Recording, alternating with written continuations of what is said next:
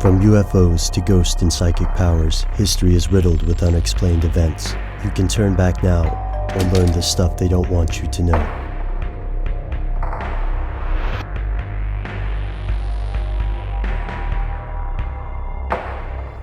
Here are the facts. Nowadays, vampires are celebrities.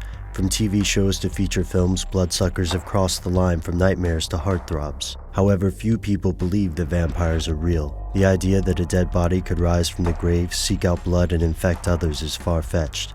Or is it? If vampires are just another campfire spook story, they're one of the oldest. Vampire legends date back over 4,000 years when Mesopotamians feared the child-killing demon goddess Lamatsu. She also drank the blood of adults, causing sterility and nightmares. Lamatsu was not unique. Vampire-like monsters exist in almost every culture, from China to Eastern Europe. The modern vampire is a recent invention. Older vampires didn't have problems with sunlight or a crucifix allergy, yet the core of the legend remains the same, something unholy, undead, and thirsting for blood. How could cultures across the world have such similar myths? Are they based in truth? Most scientists don't think so. Physicists have proven that conventional vampires can exist due to the problem of exponential growth. Yet this doesn't mean that vampires are completely fictional. Several things could have birthed vampire legends, especially before the advent of modern medicine.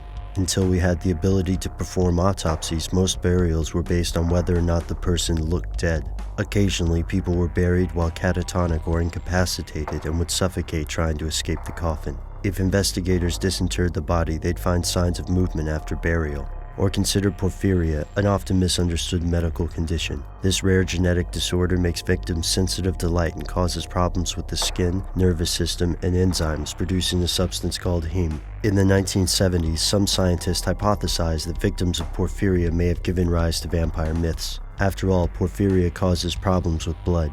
However, porphyria predates the idea of vampires being sensitive to sunlight, which is again recent. It's hard to believe that such a connection could exist. But to some people, the definition is more important than the timeline. What exactly makes someone a vampire?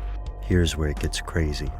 Thousands of people believe that they actually are vampires. Not all believe they are dependent on blood. Some describe themselves as energy or psychic vampires, meaning they derive some sustenance from the life forces of another being. This life force is often called prana, which means breath in Sanskrit. Energy vampires believe they feed on the emotions of others. According to this belief, vampires could be anyone. To the conspiracy theorist, it makes sense that most people haven't heard of this type of vampire. After all, if you lived off the emotions of other people, would you want them to know? Skeptics point out that there is no standard definition of life force, and it's impossible to prove these people are anything other than human. As much as we love a good Dracula flick, traditional vampires probably don't exist. Energy vampires are a little harder to explain. There's no definition of this life force substance, but most cultures believe it exists, whether it's chi in China, prana in India, or the soul in Western religions. Could it be real? And if so, could vampire-like creatures feed upon it? Are vampire stories just another legend for the frightened children and the superstitious? Or does a grain of truth lurk beneath this story? Something they don't want you to know.